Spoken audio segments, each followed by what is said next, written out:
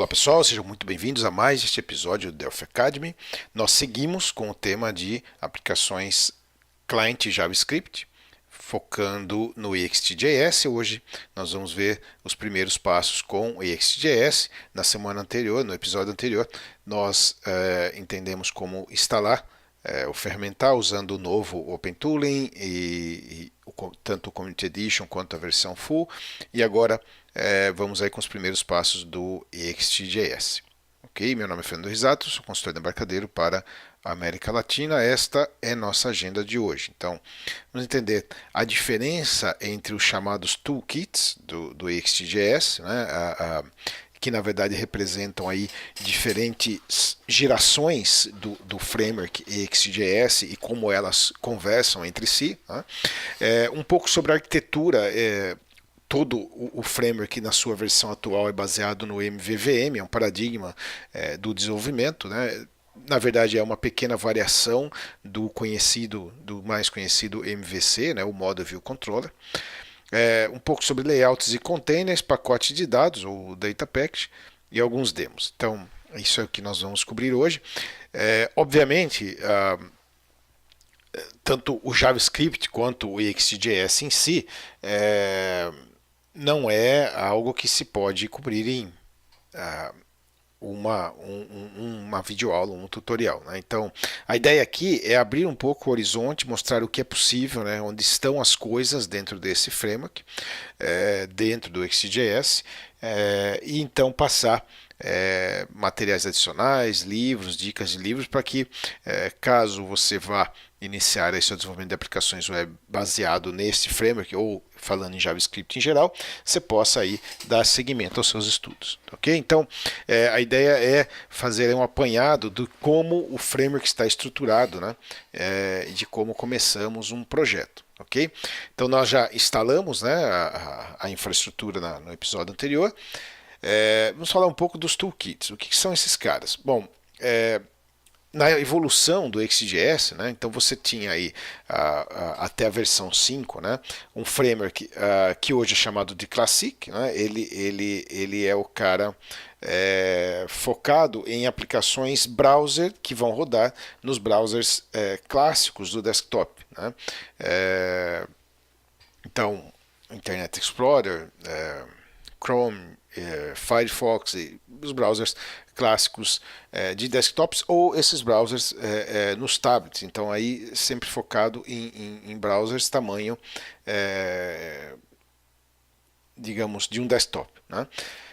O Modern é um framework que foi uma evolução desse clássico, né, do Classic, com foco nos chamados browsers modernos. Então são as versões mais recentes dos browsers, né, especialmente Firefox e Chrome, né, porque as versões mais recentes desses browsers elas possuem o mesmo mecanismo, a mesma engine que roda de maneira muito parecida, seja nos dispositivos móveis, seja nos desktops. Então, esse framework Modern ele tira proveito desses browsers mais modernos e suporta, obviamente, o mobile. Então, aí tem todo um conceito de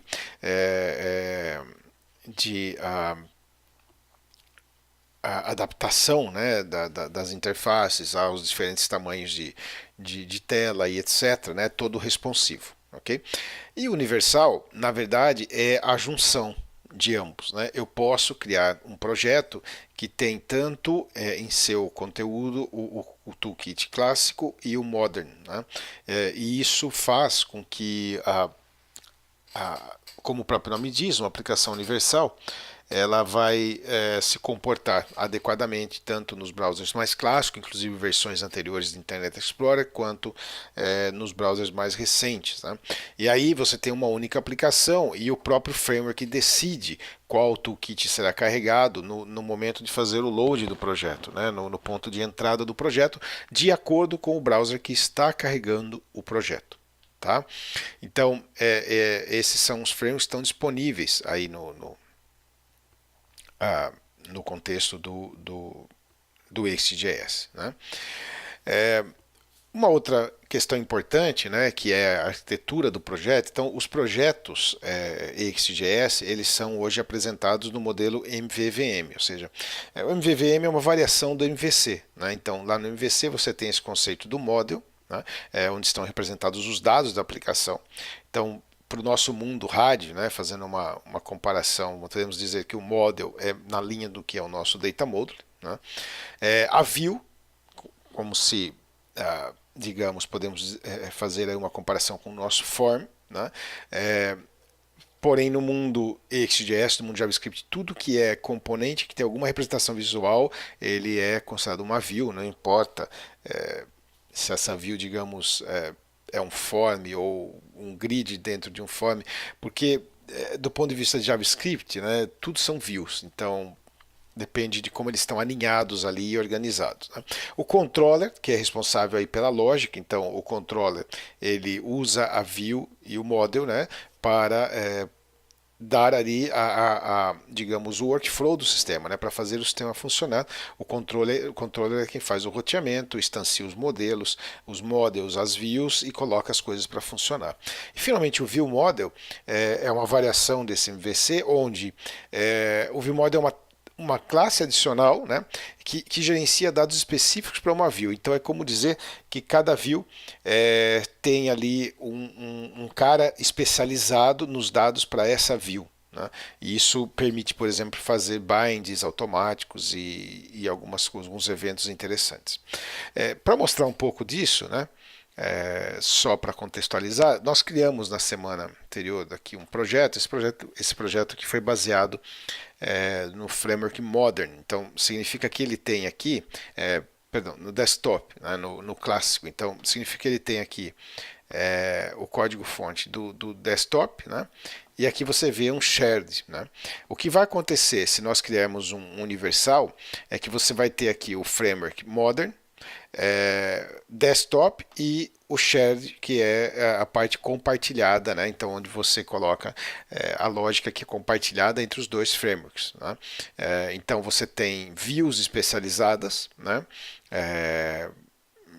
E controllers especializados para cada um dos dois mundos, né? E tem a parte compartilhada. Né? Então se nós criarmos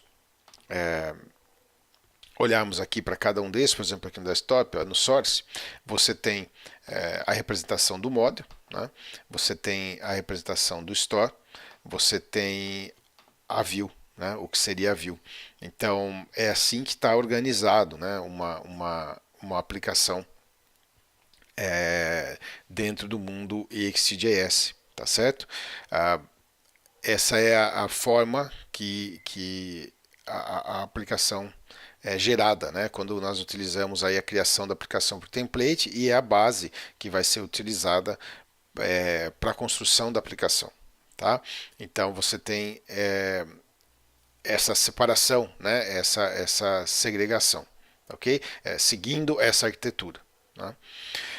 Outro conceito importante do XJS é este dos containers, dos layouts. Isso, para quem vem de RAD, é algo bastante tranquilo, porque é o que você tem ali, né? Quando você tem, por exemplo, um form com um panel e você usa esse panel para alinhar os controles ali organizados dentro dele de maneira proporcional, o mesmo acontece aqui com os layouts e containers. Os layouts são responsáveis por determinar que forma você quer construir a aplicação do ponto de vista visual, ou seja, como é que ela se organiza ali, né? Que tipo de layout você vai aplicar numa determinada página. Né? E os containers, eles são os elementos que vão conter outros componentes. Na prática, né, o container é um tipo especializado de um componente. Né? E um vai contendo o outro de maneira alinhada em várias camadas, e é isso o que dá a organização, digamos, de uma interface no mundo XJS. Né? E finalmente, os data packages. Os data packages são uma parte muito importante de um aplicativo XJS, porque ele é o responsável por carregar e salvar os dados. Então, na verdade, o data package está dividido em algumas partes. Né? O model, né? Que está lá naquele conceito do MVVM que nós falamos. Né? Então, o model ele é representado por essa classe, né? O XT Data Model. E ele representa uma ou mais entidades. Então, é no model onde estão definidos que dados a aplicação vai lidar. Okay? Os proxies, por sua vez, eles são usados pelos modelos, por um modelo, para fazer o carregamento e o salvamento dos dados. Então, você tem proxies cliente e proxies servidor. Né? Os proxies client são aqueles que fazem a captura a leitura e o salvamento de dados locais, por exemplo, no cache do browser. Né? E os servers são os proxies que permitem, por exemplo, ou uma conexão à base de dados, ou uma conexão REST, por exemplo, que seria o mais adequado. Né? Então, esses são os proxies. E finalmente você tem o store. Né? Então o store ele é sempre baseado num modelo e é a representação dos dados, né, que estão ali carregados, as instâncias de um modelo. Então nós podemos considerar, por exemplo, um store, né, como talvez fazendo aí uma comparação, um dataset. Né? Então, um data model e um dataset. Né? São as instâncias desses de um model, né, que você definiu aqui, com seus fields carregados na memória lá da aplicação. Então, isso é o conceito do data package. A gente falou um pouco aqui de classe. É importante entender que, do ponto de vista do JavaScript, né, o JavaScript não é uma linguagem fortemente tipada. Né, mas o que o XJS faz é definir classes. Né, tem uma hierarquia de classes gigante no XJS para tornar mais fácil o desenvolvimento. Né. A diferença do que você vê nas classes de um JavaScript, digamos que nós podemos de alguma maneira chamar de uma simulação de classe, né? Porque não é fortemente tipada. Em comparação ao que você tem numa linguagem compilada como lá no Delphi, é que essas classes no JavaScript, elas justamente não são fortemente tipadas. Então você não tem, por exemplo, digamos, um erro de build, né? O build aqui no conceito do JavaScript do XJS é uma coisa um pouco diferente, não é uma compilação, é assim um transpiler, né, que vai gerar a aplicação final, colocando ali os JavaScripts e as dependências, etc., um empacotador, mas você não tem um erro, por exemplo, de classe, se você faz um instanciamento incorreto ou coisas assim, isso só vai acontecer na execução, porque as classes, na verdade, ali não são tipos que podem ser testados previamente, somente o erro vai acontecer na execução. Então, são algumas diferenças aí em termos de conceitos. Né?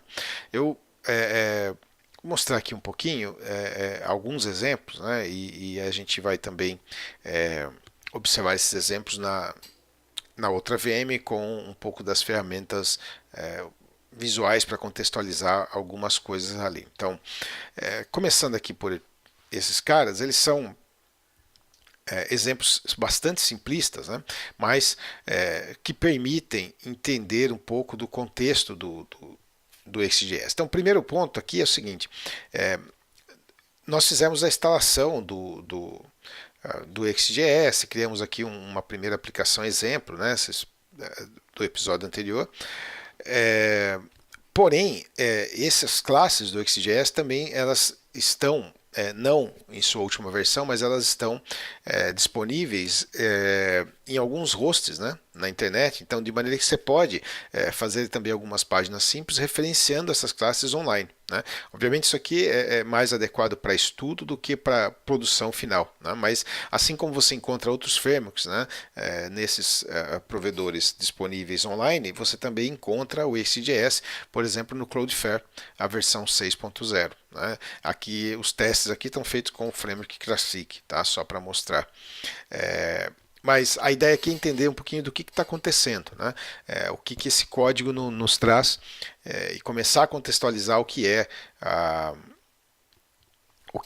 o trabalho com o XJS. Né? Então, por exemplo, se nós olharmos aqui esse cara, né? O que é que está acontecendo aqui? Ó? Primeiro aqui, somente referência aos scripts, né? Do XJS para que eu possa utilizá-los. Mas veja que nós estávamos falando sobre classe, né? O que acontece aqui? Ó? Aqui está sendo declarado um tipo, né? Então, eu tenho um script que é naturalmente um JavaScript, né? Está sendo criado uma classe do tipo extPanel, ok?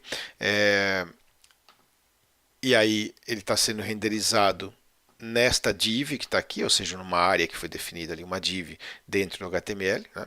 Definidos aqui tamanho, um título e um texto, né? Então, isso daqui, ó, é a parte do XJS. O resto é o JavaScript, o resto é a sintaxe HTML que você conhece, né? Então, aqui está sendo criado um componente do tipo extPanel, ok? Se nós testarmos isso aqui no browser, esse editorzinho aqui, ele possui um browser embutido para teste, ó. Veja aqui o resultado, né? Então eu tenho um panel, o título e o texto lá dentro do panel, tá? Então isso já renderizado com a classe do extJS, né? Outro exemplo aqui interessante, para ir familiarizando um pouco com isso, né? Então aqui está sendo criado um panel, né, com duas tabs, como se fosse um tab control, né?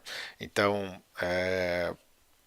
novamente, né, invocando as classes do XJS, a biblioteca, né? E aí a criação desse panel, determinando o tamanho e dois itens, né, dois itens dentro dele, duas tabs, né, dentro dele. Então, se nós executarmos o cara, ó, tem até um evento ali, né, que a tab 1 está clicada, a tab 2, né, e aí você tem a navegação em tabs, ó, isso criado com base no XJS. Então, veja que pouco código, né? Se você olhar isso aqui, se você fosse construir isso aqui no braço, você ia realmente escrever muito código, né? Mais um, né? Um alinhamento de panels, né? Então, se você, por exemplo, aqui a classe, eu estou declarando dois panels que serão os filhos desses caras, né? E eles estão alinhados aqui nesse viewport, que é uma outra classe do XJS. Então, se nós testarmos, ó, o que acontece? Esses caras aqui. Então, você pode ir criando camadas, né? Para apresentar aí os dados da aplicação, né?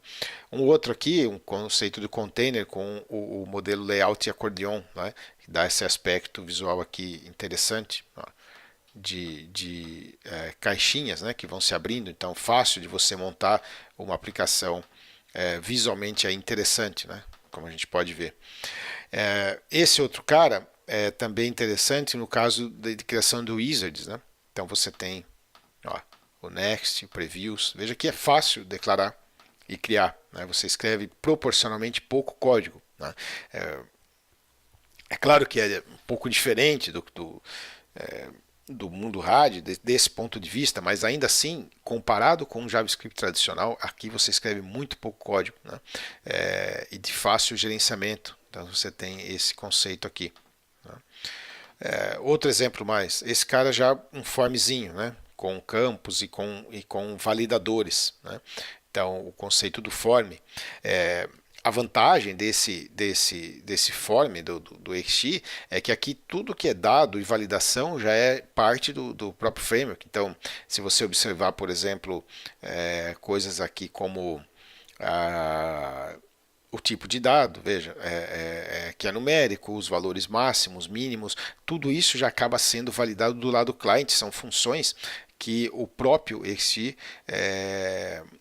provê, né, e facilita esse trabalho com dados. Então, por exemplo, aqui um exemplo do farmzinho, né? Então você tem componente para dado, para data, né? Você tem rádio, checkbox, você tem campo numérico, spin, né? Você tem para hora, combos, veja, seleção de arquivos, né? Que você pode localizar aqui. Então, validação, ó, que o campo é obrigatório. Então tudo isso torna esse trabalho mais simples, tá? Vamos ver aqui outro mais. Esse outro cara, ele já está com o conceito de abrindo um pouquinho aí o conceito dos stores e dos modelos, né? Aqui tudo está declarado num único arquivo para fins didáticos, né? Isso lá na prática está em áreas naquele modelo MVVM separados, mas o que é que você tem aqui? Ó, a declaração de um model, veja, Estou dizendo que existe lá um field name, uma idade e esse marks, né? Que é um score aí provavelmente do estudante. Então, a declaração do modelo, né? Aqui o dado está sendo construído em memória, isso aqui poderia ser a leitura de um REST ou o que for, e então a construção de um grid, né?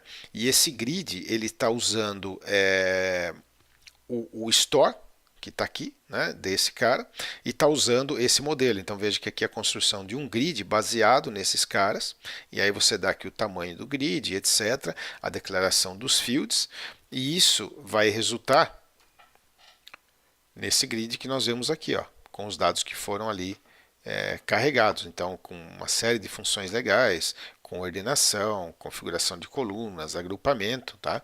Então veja que facilmente a gente sai, né, com um grid bem legalzinho, completo. Isso seria o mesmo para qualquer outra situação, qualquer outra aplicação. Ok? Um cara a mais aqui para exemplificar, por exemplo, para dar exemplo de eventos, né? Então, listeners, então isso aqui nada mais é do que um botão, mas como é que eu faço o clique? Então, olha aqui, ó, no listener, né, eu tenho um clique. Então, no momento do clique, tem uma função que vai ocorrer, muito parecido lá com o que seria programar o on-click lá da sua aplicação. Né? Então, ao clicar no botão, a caixinha de diálogo. Então, como é que eu programo um botão, por exemplo, né? Fazendo um alerta. Né? Então, o conceito dos listeners. E, finalmente, aqui, um último que eu gostaria de mostrar, nessa parte mais básica, né? Que sim, no próprio ExtJS você tem o conceito de heranças. Então, por exemplo, aqui tem a definição de uma classe, ó, esse define permite a definição de uma nova classe. Então você tem a definição de uma classe, ela tem um construtor, né, onde o nome aqui vai ser atribuído ao nome, né, e ele tem um get que retorna o nome. Então, é uma classe bastante simples chamada person. Né? Mas o que é legal aqui é ver isso daqui, ó, que eu tenho uma classe student que estende o person, ou seja, é uma herança de person, né? E acrescenta um field a mais aqui. Né? E aí você tem a função para preencher esse field e fazer o get desse field. Então, isso mostra a possibilidade de organizar a sua aplicação com esse conceito de orientação a objeto, de herança, mesmo dentro de uma linguagem que não necessariamente tem esse recurso. Então, aqui quando está sendo criado objeto, veja, está sendo criado objeto student, né? Porém passado para ele um nome e uma escola, ou seja, eu estou trabalhando aqui com a herança daquele cara, tá certo? Então, se a gente olhar para cá,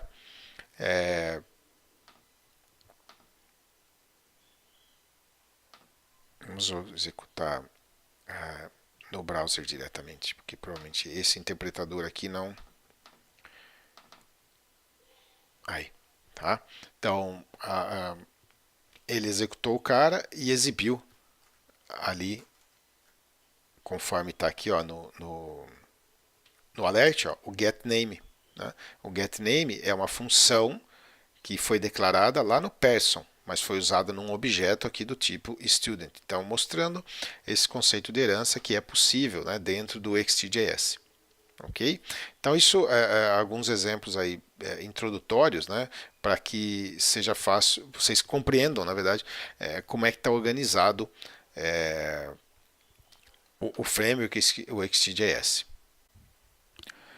Eu vou passar um pouco aqui para essa VM, onde nós temos instalada as ferramentas visuais, né, do Sencha, do ExtJS. Então, neste caso, nós estávamos ali trabalhando focados no community, né? Então, o community te dá as classes, te dá o core, né, do ExtJS, mas aí nas versões completas, né, na versão full, você tem também as ferramentas visuais, por exemplo, esse Architect. Né? Nós não vamos fazer tudo um tutorial disso, até porque nós já temos esse webinar, e eu vou indicar o link aqui para vocês, mas só para mostrar um pouco, né, aqui você consegue visualmente, construir aquilo que nós estávamos vendo ali, utilizando o OpenTooling, as ferramentas de comando e linha. Então, por exemplo, se eu fizer aqui um New Project, ó, você tem exemplos, né? Templates, você pode escolher aqui o framework que você quer usar, a partir de qual framework você quer fazer, um projeto clássico, um projeto já modern, né? Se eu selecionar aqui, por exemplo, um desse Modern Card List como base, né, e der um Create aqui, ele vai criar o projeto. Então, o que está acontecendo aqui atrás é o mesmo que aconteceu naquele comando de linha, né? Ele está criando as pastas, criando o projeto, definindo a estrutura do projeto, todo aquele conceito do MVVM, né? Então, aqui você tem o preview, ó, em distintos browsers, né? Ou desktop ou até mobile, né? Então, e aqui nós podemos ver as views, veja aqui, então a própria aplicação, o próprio editor, né, esse Architect Editor, ele tem aqui um conceito de Object Inspector, os componentes visuais, né, mais ou menos parecido na linha do que a gente encontra lá dentro da ideia do RAD, né. Aqui as views, então nós podemos navegar pelas views, ó, né, e entender como elas estão construídas. Tem o código-fonte aqui, tem o design, né? Então você pode arrastar e soltar os componentes. Da mesma forma, você tem o conceito do bind, né, que é onde é representado aqui pelo view model, né? Então aqui você vai encontrar as fórmulas, os binds, a store, né? Então se nós vemos aqui para o código, ó, a store, a definição da store e por aí vai. Então tudo já organizado, né, pelo editor aqui, e ele tem uma série de facilitadores. Eu posso, por exemplo, carregar um exemplo que foi utilizado nesse webinar, que eu vou passar o link para vocês aqui, que é um webinar mais longo, de 1 hora e pouco só, mais focado aqui no Architect e a integração disso com o backend REST, usando já o RAD Server, né? Então acho que pode ser ali um ponto agora de partida para esse webinar, e depois o material adicional que a gente vai passar aqui para vocês. Mas esse é um exemplo que tem aí a estrutura básica de um projeto, né? Então você vê aqui, por exemplo, a view, né? Onde está a parte visual da aplicação em si, né? Então isso você consegue fazer o design puxando componentes e colando, né? Está carregando o editor. Você tem aqui o view model, né? Onde estão os binds. Então, por exemplo, vem aqui, por exemplo, nessa lista, né? Vem aqui para o código, você tem os binds, né, ocorrendo, o bind com o store, né, e o data model, né. O store em si, então, só voltando um pouquinho aqui, ó, o store em si, né. Então, se eu vier aqui para o código, o que tem nesse cara? Ó? Esse store é um proxy. Lembra que nós falamos que o store pode ser local ou remoto? É um proxy. Ele simplesmente está fazendo um call para esta URL aqui, que é um serviço REST, né, baseado nesse country model, né? O country model está aqui, ó, no model. Olha aqui a definição dele. Ele, como se fosse a definição de um dataset, né? Os fields de um dataset, carregado nessa view, né? Através desse proxy. Okay? E aqui você tem o controller, que é onde efetivamente estão as operações, né? Que faz a coisa acontecer. Ó, editar, salvar. Né? Então o editor ele organiza tudo isso para você. Aí isso é parte da versão full, né, do XJS.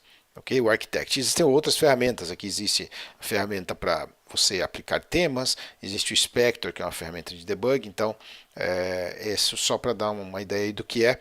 Que tem, em termos de ferramental, na versão completa, ok? Então, esses os exemplos de hoje. Aqui nos recursos adicionais, documentação a respeito do que nós vimos, então os principais. Aqui, inclusive tem um tutorial aqui interessante de conceitos de orientação a objeto, tá? Com foco no JavaScript. De novo aqui o OpenTooling, que nós já vimos no episódio passado, classes, layout, o data package, obviamente para você se aprofundar nesses temas, né? Esses exemplos eu acho bastante interessante, porque eles estão no site, né? Porque você pode observar aqui o código de como eles são feitos. Por exemplo, né, eu pegar aqui esse